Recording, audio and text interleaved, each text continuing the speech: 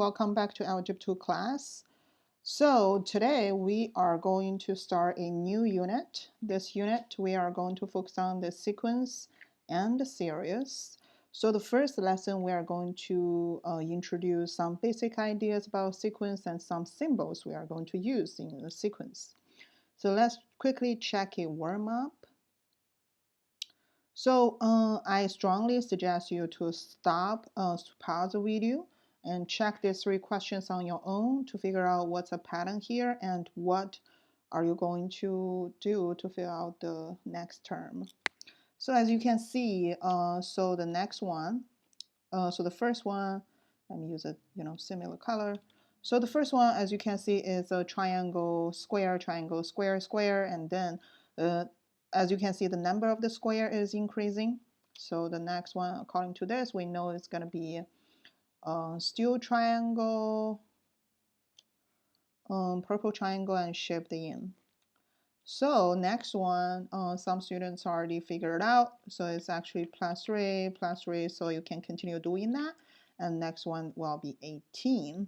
And this one is actually many patterns you can work on. One of the pattern you can try is, as you can see, every single number is actually a perfect square number. So the first one you can see is 1 square, 2 square, 3 square, 4 square. You can just continue going. And this is actually 8 square. So that's one of the pattern. Of course, you can try the different pattern. As long as it's working, you will end up the same answer as mine. Okay, so that's actually just some warm-up to give you the idea, or give the feeling of the, what type of a sequence we are looking at. So generally speaking, sequence you can consider as a list of numbers with certain pattern, like this one or this one. And in this unit, to just let you know, we are going to work on 2 types of the sequence. One is arithmetic sequence. The other one is called geometric sequence. Again, you probably learned this or heard this word before in Algebra 1, which is great. Then in this unit, we're going to go deeper to understand each type of the sequence. So before we introduce some symbols we are going to use in this unit, I want to introduce a very special sequence, which is, let's check this one. So again, it's better you can pause the video to check the pattern of this sequence and to figure out what are the next 3 terms. So what we can do here, if you pay attention to the numbers, you will notice 1 plus 1 equal to 2.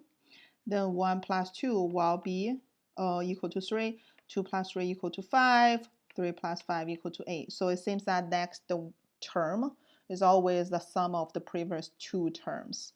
So which means for this one, well, equals to 13 plus 21. So it's going to be 34. So that's the next term. So it's 13 plus 21. And then continue next, we have to add this 2 to get the next term, which is 55, and we just continue using the same pattern to add on the terms, the previous 2 terms. So it's going to be 89 to the next term. So, and the reason we mention that, this is a very famous sequence called Fibonacci sequence. So for the ones if you are interested, you can definitely Google search this sequence. There's a lot of story behind this and a lot of application for this kind of sequence. So if you're interested, definitely go for it. So I just give you a different type of the sequence, give you a sense of the sequence we're going to work on. And before we talk about the example today, we are going to check some examples and some terms or some vocabularies we are going to use in this unit. So when we talk about the sequence, as you can see, we actually look at a list of the numbers. So the order of the number is actually indicate the position of each number in the sequence. Like you are looking at, for example, when you go to kindergarten, sometimes we ask a student to form a line, follow a line, or sometimes when we go to the playground, we tell little kids to, hey, play in turn. So the sequence, same thing, with numbers is follow the certain order. So we use, for each one we call term, first term, second term, third term. As you can see, as you can hear me, when I see the terms, we actually introduce this one as a first, second, third, etc. So we're actually using counting number, or we say natural number, whatever you call this, to indicate the position, to tell the position of each term. So, and also to represent each term, we use letters and also index number on the bottom. This is called A sub 1, meaning this is the first term, second term, third, fourth, etc. So for this sequence, we know the first term is 2, the second term is 4, the third term is 6, like this. And of course, since we can use letters, I can always use different type of letter. I can use T. I can also, use a different type of symbol. I can use F of 1, F of 2, F of 3, F of 4. This is actually, a little bit different from the function notation symbol here. This is actually indicating the first term, second term, third term, same as A1, A2, A3, A4. And sometimes you will see this one called AN, meaning the nth term. What does that mean? That means n can be 1, can be 2, 3, etc. So it's actually telling you just a general term of the sequence. And same as this one, I can just use f of n. Same as this, the nth term, or we see the general term, meaning n can be replaced as any counting number. So I can just figure out the position of the terms. Okay, so that's basically introduction for this. And what we are going to do is we're going to look at a sequence to be defined in a different way. And we are going to use this one as example to understand, hey, what is this called? Okay. So let's check this question here. So this question is sequence defined in this way as an equals to 2n minus 1. And we are going to find the first 4 terms of this sequence. So since we need to find the first 4 terms, that means we need to find A1, A2, A3, and A4. So as you can see, all we need to do is n is just the different numbers, and 1, 2, 3, 4. All I need to do, replace n with a different number. So the first term, n is going to be 1. Second term, n is going to be 2.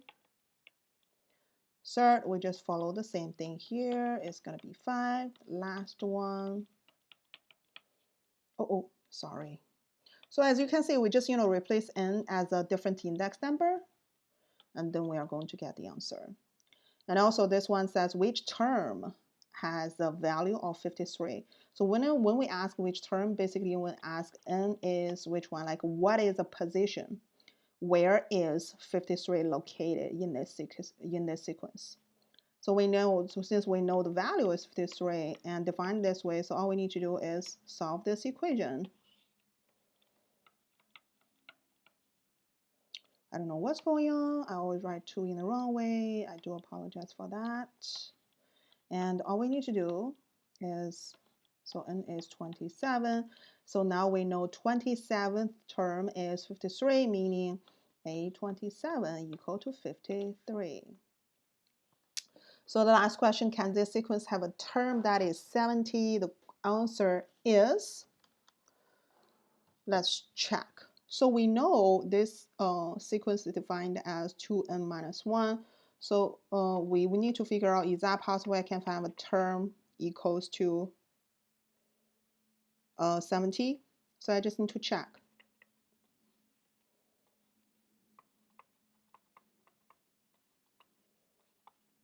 So that actually is quite interesting. I don't have a whole number as the answer. Instead, n is actually 35.5.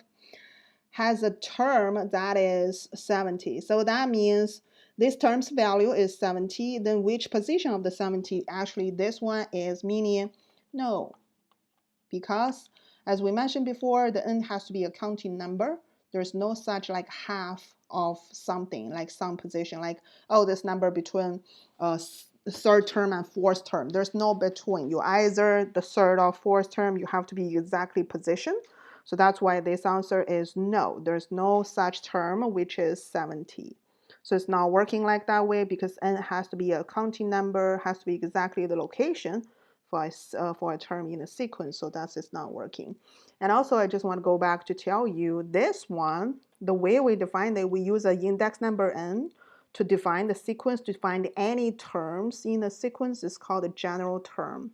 It's actually very straightforward, right? So when we define like this way, we can just easily to use this one to give any terms in the sequence, as long as as long as we know the value of n, then I can just figure out any possible term in the sequence. And also, if for example, I give you a random term in the sequence, I can use the value of the term to indicate, hey, what is the location for this number? So that's how do we use a general term, the number n, to define a sequence. Okay, so that's a lesson I want to share with you today. And so I hope you can use this, some terms and some symbols introduced in this lesson to be familiar with something we are going to keep using in this unit. And thank you so much for watching this video and study this topic with me. See you soon, everyone. Take care.